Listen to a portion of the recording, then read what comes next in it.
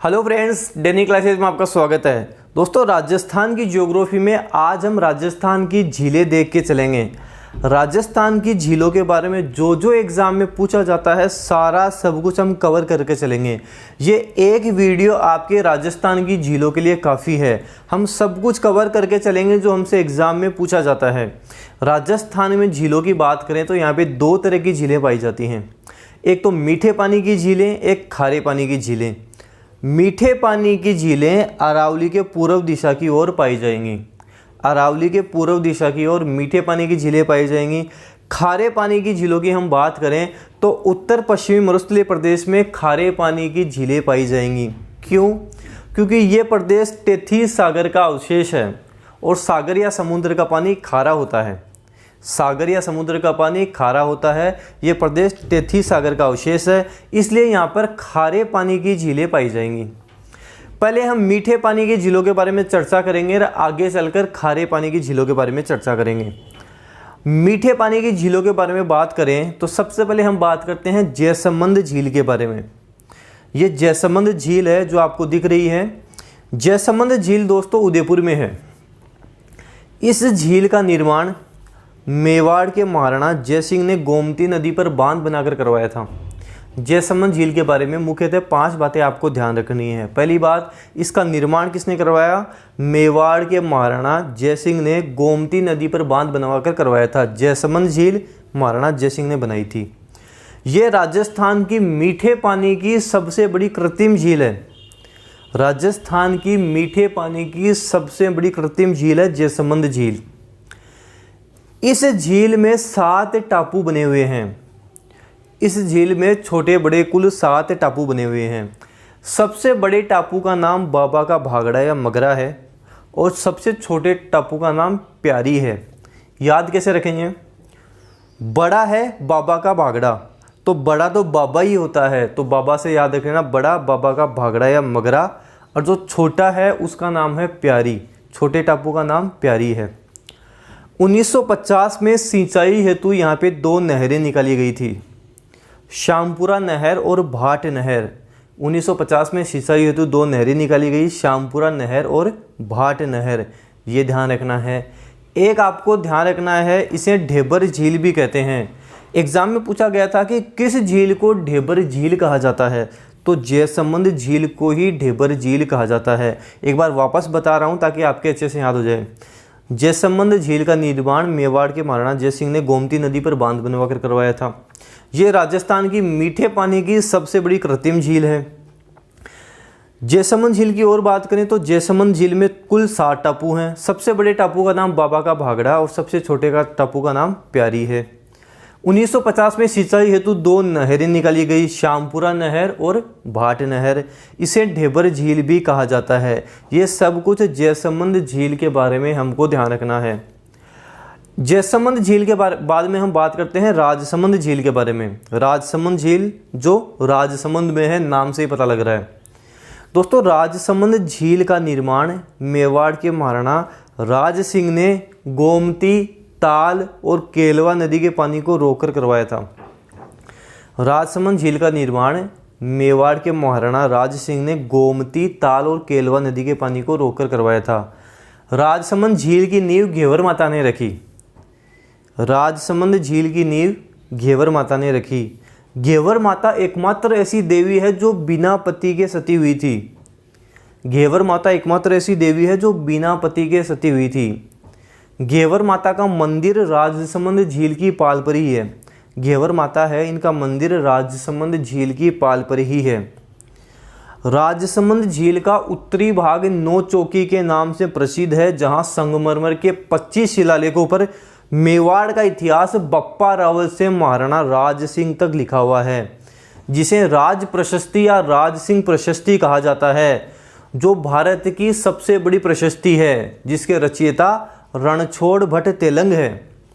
Very important है, यहाँ से काफ़ी बार पूछा जाता है। राजसमंद झील का उत्तरी भाग 9 चौकी के नाम से प्रसिद्ध है, जहाँ संगमरमर के 25 शिलालेखों पर मेवाड़ का इतिहास बप्पा रावल से लेकर महाराणा राज सिंह तक लिखा हुआ है। इसे राज सिंह प्रशस्ति या राज प्रशस्ति कहा जाता है। जिसके रचयिता रणछोड़ भट्ट तेलंग हैं। जिसके रचयिता रणछोड़ भट्ट तेलंग हैं। ये भारत की और संभवतः विश्व की सबसे बड़ी प्रशस्ति है। जिसके रचयिता रणछोड़ भट्ट तेलंग हैं।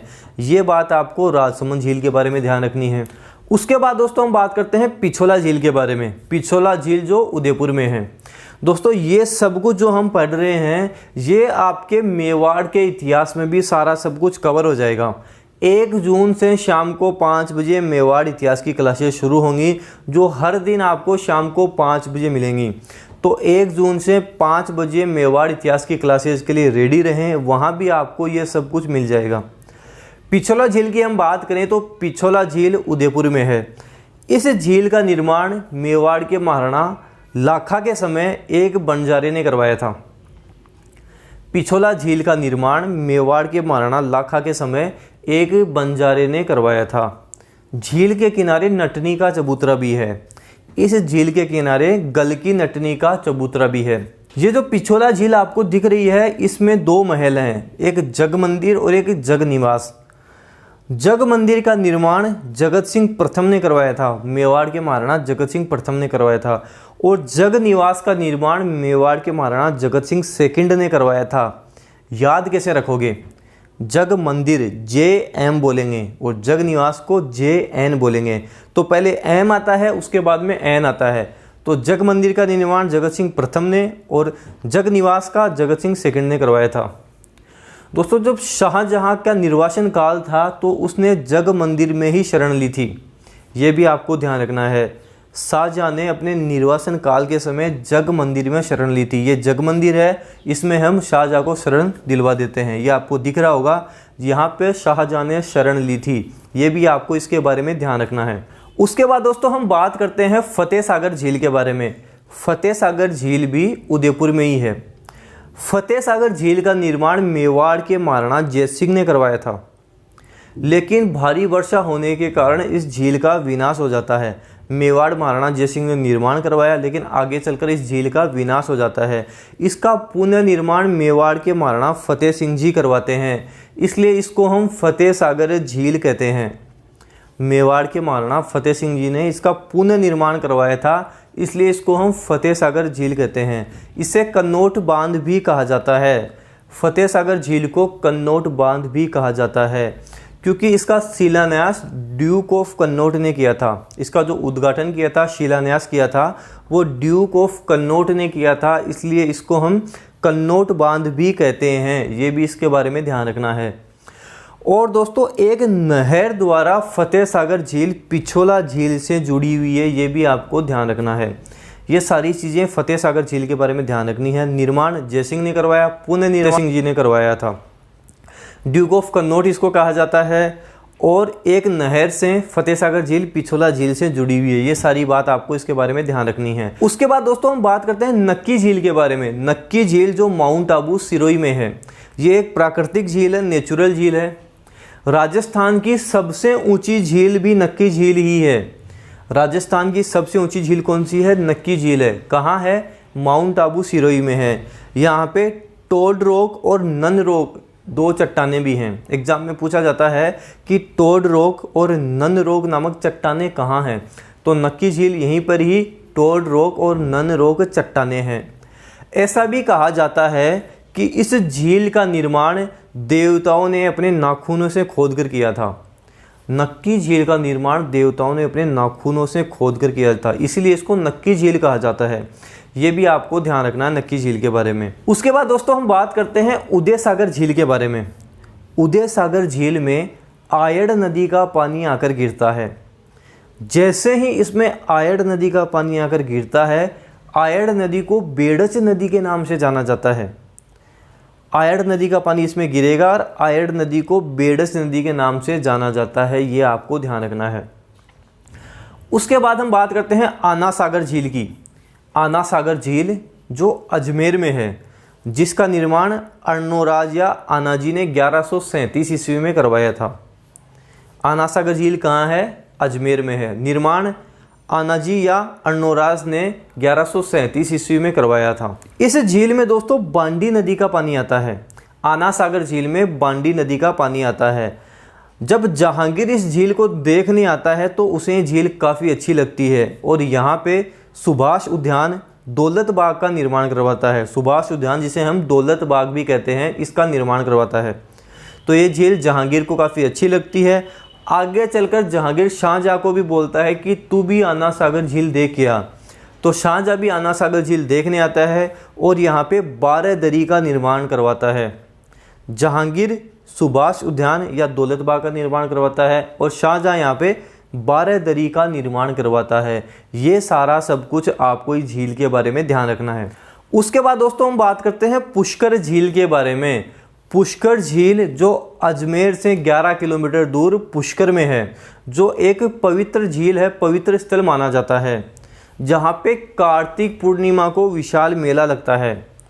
पुष्कर में कार्तिक पूर्णिमा को विशाल मेला लगता है। विश्व प्रसिद्ध बर्मा मंदिर भी पुष्कर में ही है। विश्व प्रसिद्ध बर्मा मंदिर भी पुष्कर में ही है। ये आपको ध्यान रखना है पुष्कर झील के बारे में। उसके बाद दोस्तों हम बात करते हैं कोलायत झील के बारे में। कोलायत झील जो कि बीकानेर में है। कैसे कोलायत झील, कैसे कपिल मुनि और कैसे ही कार्तिक पूर्णिमा, अर्थात इसे कपिल मुनि की तपोभूमि कहा जाता है। कार्तिक पूर्णिमा को यहाँ पर मेला बढ़ता है। ये आपको कोलायत झील के बारे में ध्यान रखना है। इसके बाद हम बात करते हैं सिलीसेट झील के बारे में। सिलीसेट झील जो कि अलवर में स्थित है। सिलीसेट झील कहाँ है? अलवर में स्थित है। और थोड़ा सा आपको ध्यान रखना है फोय सागर झील जो अजमेर में है, बालसमंद झील जो कि जोधपुर में है। फोय सागर झील अजमेर में है, बालसमंद झील जोधपुर में स्थित है। ये थोड़ा सा बेसिक सा ध्यान रखना है, एग्जाम में पूछ लिया जाता है बालसमंद झील कहाँ है, जोधपुर में स्थित है। तो ये सारी हमारे पास मीठे पानी की झीलें हो गई। उसके बाद दोस्तों हम बात करते हैं खारे पानी की झीलों के बारे में, क्योंकि यहाँ से भी काफ़ी प्रश्न एग्जाम में आते हैं। खारे पानी की झील की हम बात करें तो सबसे पहले हम बात करेंगे सांबर झील के बारे में। सांबर झील जो जयपुर के सांबर में स्थित है, जो भारत की दूसरी सबसे बड़ी खारे पानी की झील है। सांबर झील भारत की दूसरी सबसे बड़ी खारे पानी की झील है। पहली झील कौन सी है? चिल्का झील जो कि उड़ीसा में है। दूसरी सांभर जो भारत की दूसरी सबसे बड़ी खारे पानी की झील है। और दोस्तों ये आंतरिक जल क्षेत्र की भारत की सबसे बड़ी खारे पानी की झील है। सांबर झील आंतरिक जल क्षेत्र की भारत की सबसे बड़ी खारे पानी की झील है। भारत के कुल नमक उत्पादन का 8.7% नमक उत्पादन यहीं होता है। भारत में जो कुल नमक उत्पादन होता है उसका 8.7% नमक उत्पादन यहीं पे होता है। और आज से ही नहीं, मुगल काल से यहाँ पे नमक उत्पादन होता है। सांबर झील में मुगल काल से यहाँ पे नमक उत्पादन होता है। इसका विस्तार दोस्तों हम मानेंगे तो ये 3 जिलों से सीमा बनाती है। जयपुर, नागौर, अजमेर 3 जिलों की ये सीमा बनाती है। और यहाँ पे बेस्ट क्वालिटी का नमक होता है, उत्तम किस्म का नमक यहाँ पे होता है। सांबर झील में उत्तम किस्म का नमक उत्पादन होता है। 5 नदियों का इसमें पानी आता है। मेंथा का, रूपनगढ़ का, खारी का, खंडेल का और बांडी का नाला, इनका यहाँ पे पानी आता है। ये सारा आपको सांबर झील के बारे में ध्यान रखना है। सांबर झील के बाद में हम दोस्तों बात करते हैं डीडवाना झील की। डीडवाना झील जो कि नागौर में स्थित है। इसमें लवणीय चट्टानें और लवणीय जल के भंडार हैं। लवणीय चट्टानें और लवणीय जल काफ़ी मात्रा में यहाँ पर है। यहाँ के जल में सोडियम की बजाय सल्फेट की मात्रा अधिक होती है।